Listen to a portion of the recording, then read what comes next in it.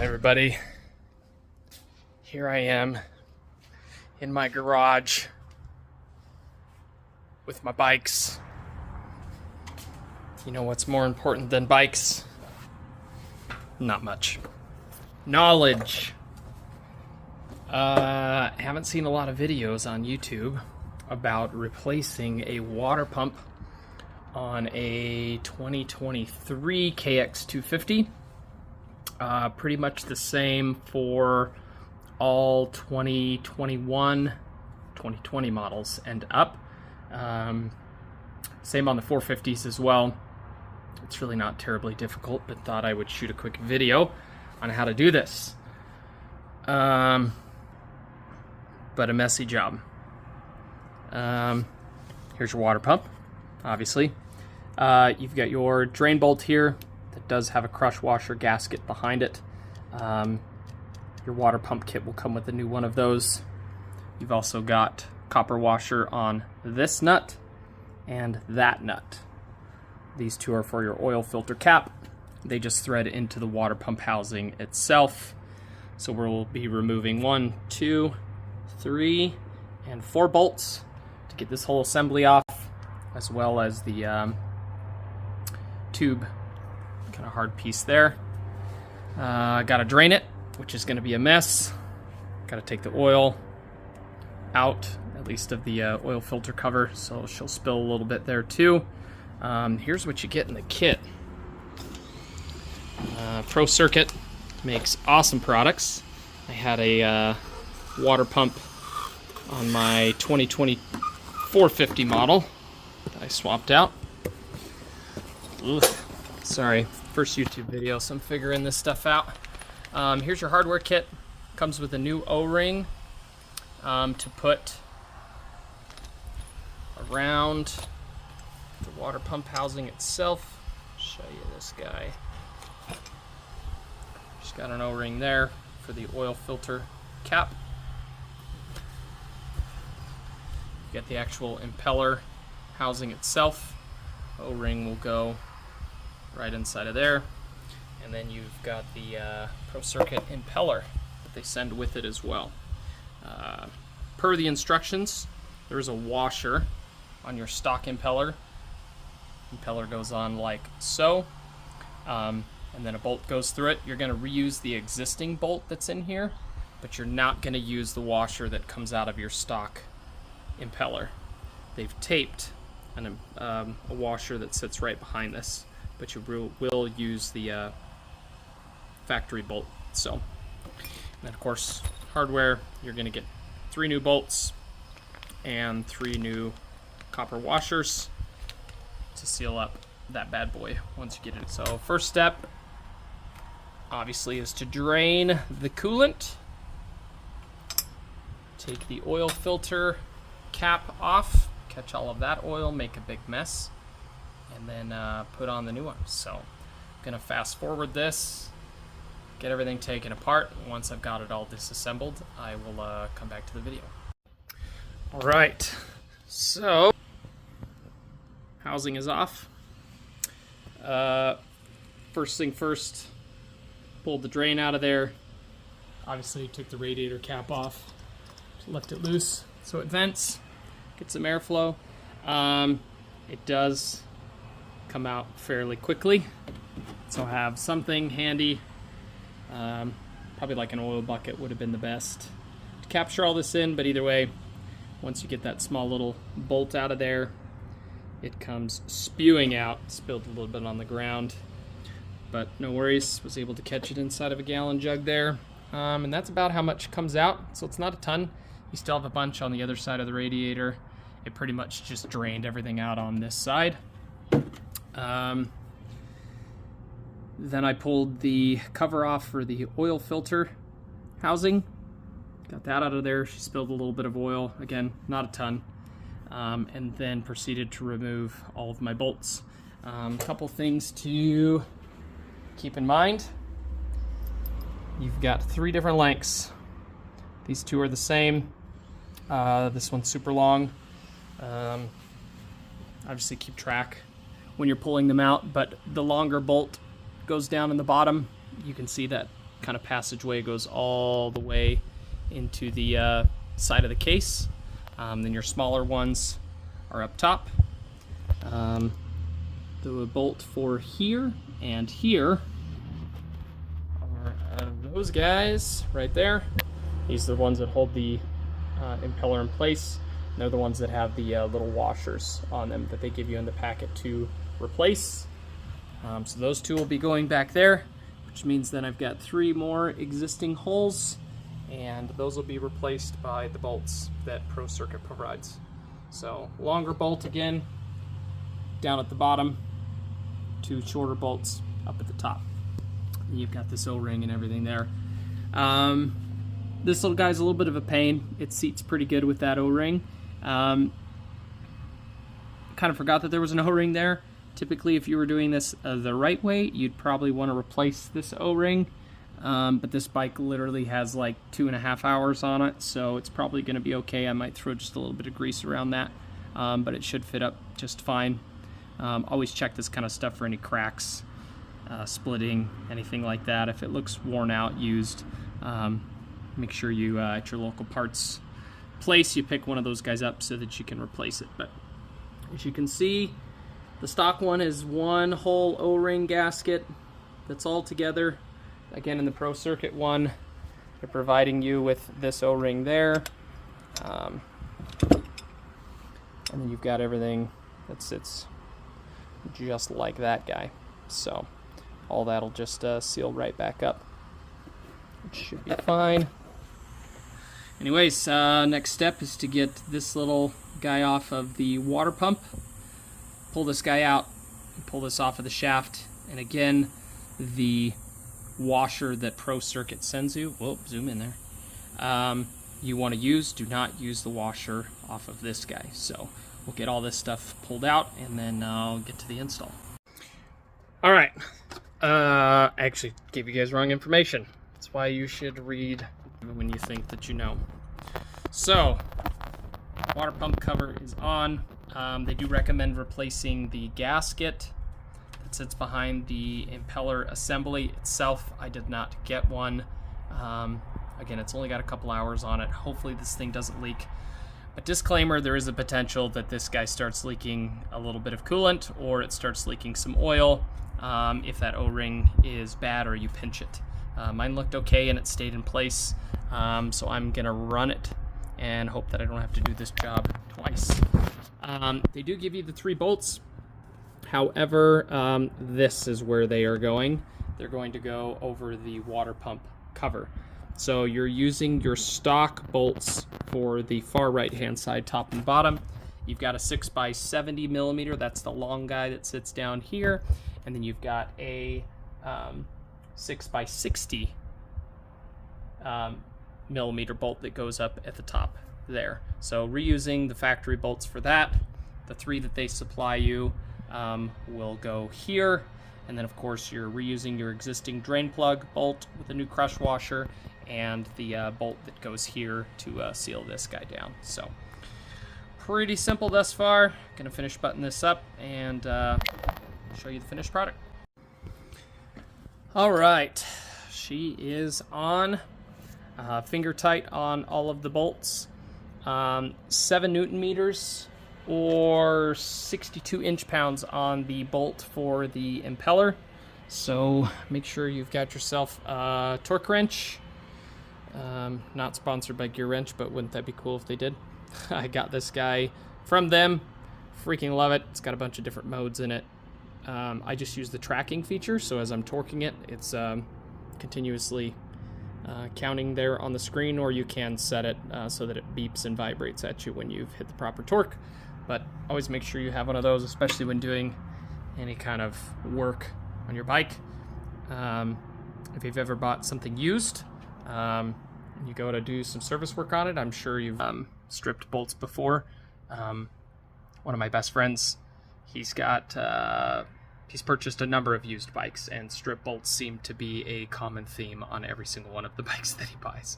So I think this most recent one that he got was in pretty good shape and didn't have hardly any, but he's had a couple that were absolute nightmares. So Clearly got the Pro Circuit T6 pipe on there. Love this thing. It braps like none other.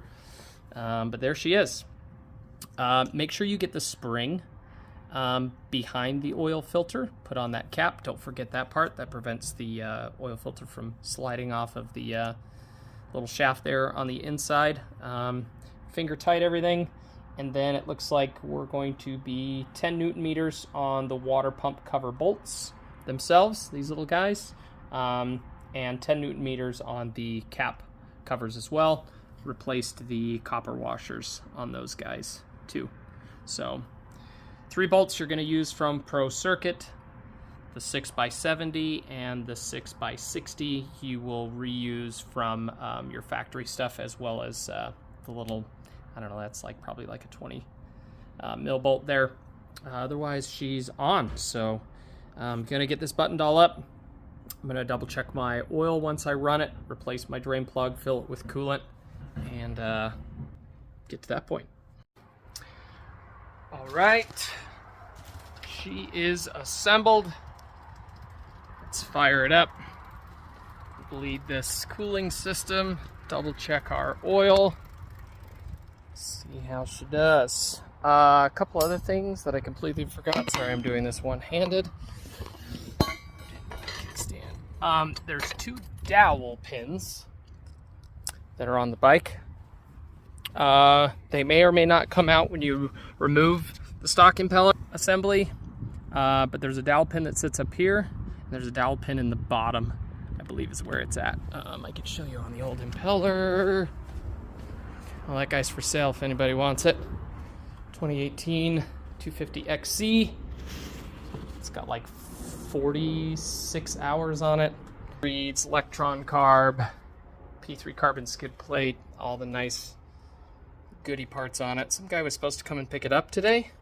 Said we were going to meet at the title agency to do all this stuff. We agreed on a price online, and I have yet to hear from him. So leave a comment down below if you've had that happen before. I swear I feel like it happens all the time nowadays. Anyways, stock impeller. You get kind of these wider holes. A dowel pin goes there, yeah, and a dowel pin on the bottom. These other ones are not machined out. They're just locator pins just to make sure that this gets on right, and then does take up a little bit of space. So make sure you put those back onto the case before you assemble the new water pump assembly. Otherwise you'll have to remove it to put those dowel pins back in. Anyways, let's get back to the bike. If you've never heard what a broken-in bike sounds like with a Pro Circuit, at least on a Cowie, this one will unclip. So let's zoom out there. See if she starts. Oh, this is embarrassing. There she goes.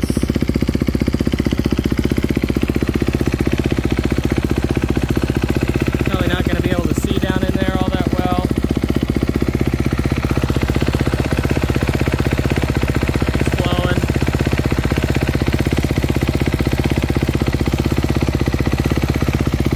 I don't hear any weird noises.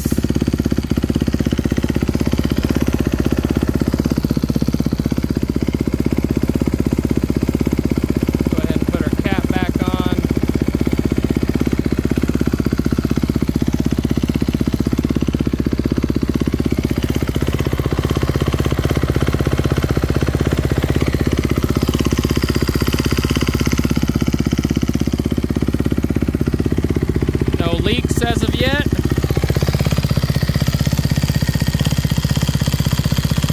Oh, we got a leaker. It's just residual. Let's hope it's just residual. They do give you a new O-ring for the oil filter cap, which is good, but they put one on there. So unless I pinched it,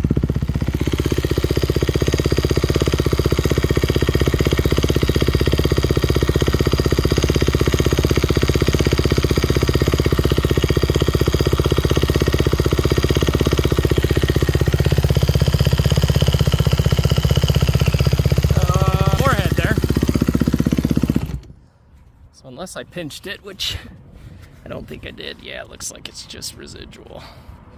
So that's good. Always nerve-wracking when you do these upgrades. You go to start it for the first time, kind of like an engine rebuild or anything else. And I'm no mechanic by any means, but I pretty much do all my own stuff on my bikes aside from like major motor work. I do work for a local Kawasaki dealership here in town as a parts manager.